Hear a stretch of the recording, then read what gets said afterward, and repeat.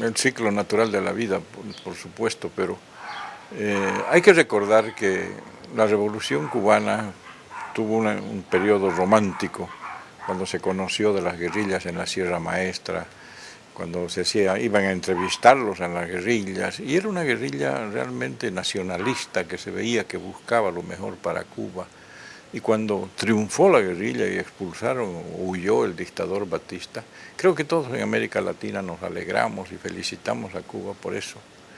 Pero ya cuando toma un camino de aliarse con una potencia lejana al continente como fue la Unión Soviética y declararse marxista-leninista y luego una abierta injerencia en los asuntos internos, en la política interna de otros estados, mandando guerrilleros a todos los países donde podía, en América Latina y en África, en Angola, Namibia y otros lugares. Entonces ahí se desvirtúa lo bueno que podía haber tenido esa revolución cuando Fidel Castro pretende convertirse en el dueño de toda una filosofía en el mundo que no daba. El resultado está a la vista. La propia Unión Soviética, que era su modelo, se cae sin un tiro, quebrada. Cuba está quebrada. ¿Y qué queda? ¿Qué queda de esos otros modelos populistas?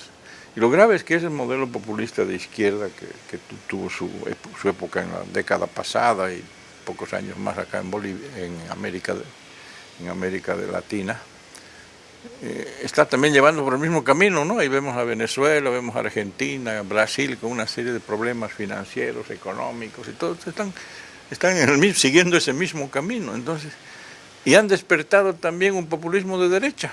Ahí lo tienen al presidente electo Trump, es populista de derecha. Entonces, están acabando con la racionalidad política que podía haber en el mundo, estos extremos populistas.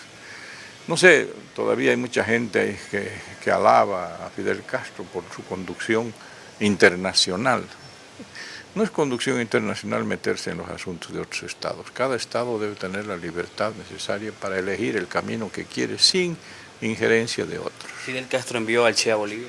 Claro que sí, está comprobadísimo, documentado, él mismo lo ha admitido en varias entrevistas de prensa y todo, de que él lo envió pero con una forma de librarse de él también, ¿no? Porque ya no sabían qué hacer con él. Primero lo mandaron al África, fracasó en el África, como el mismo Che dice, escribió Mi fracaso en África.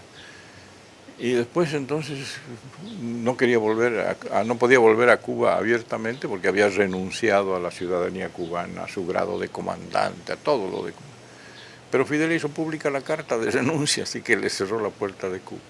Volvió clandestino y de allá le dijeron, bueno, andate a otro país. Entonces, y lo mandaron aquí a Bolivia, con 17 veteranos de la Sierra Maestra para armar esta guerrilla que costó tanta sangre y dolor a Bolivia. Sin duda alguna, ¿cómo se debe tomar esta desaparición de Fidel Castro hace unos 90 años? Con la esperanza de que vengan mejores días para el pueblo cubano, de que ya extinguida esa llama que era la vida de Fidel Castro, se pueda encontrar un camino donde Cuba sea un país más del conjunto del hemisferio, pero ya no una voz que imponga cosas a los otros como les impuso a Venezuela, nos pretendió imponer a nosotros. ¿Castro le hizo daño a Cuba? No sé si le hizo, no podemos decir si le hizo daño o no, pero la dejó en la quiebra, ¿no? Esa es la verdad. Cuba en este momento está en la pobreza. De haber sido el primer productor mundial de azúcar, pasa a comprar azúcar. Si no le da petróleo a Venezuela, no tiene plata para comprar gasolina. De aquí mismo hemos mandado miles de toneladas de arroz y otras cosas para ayudar a la gente. Entonces, es un modelo quebrado, un país quebrado. Y no es cuestión de decir el bloqueo de Estados Unidos, porque no hay bloqueo. American Airlines está volando hoy día a La Habana. Y todas las líneas del mundo pueden llegar a La Habana con pasajeros, con turistas.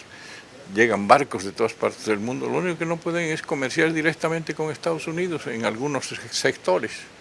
Pero el resto del mundo está abierto con la globalización, que comercien con la China, que comercien con quien quieran. Pero no tienen qué, no producen nada.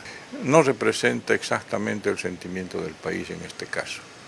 Creo que hay mucha gente que no está de acuerdo con con esa admiración y con esos homenajes que se le hace al Che Guevara aquí en Bolivia, porque no dejó de ser un invasor que vino a matar bolivianos.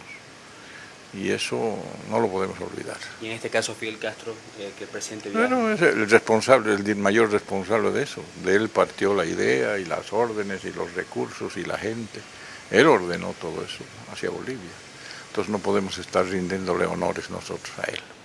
no hay por qué rendir honores. No. Un expresidente de un país que se muere, bueno, pues se murió y listo. ¿Acaso cuando muere un expresidente nuestro, quién se acuerda? Nada, pasó a la historia. Él decía que la historia lo absolverá cuando lo juzgaron en sus años mozos, un discurso famoso que tenía, pero yo creo que la historia no lo va a absolver porque hay mucha sangre de por medio.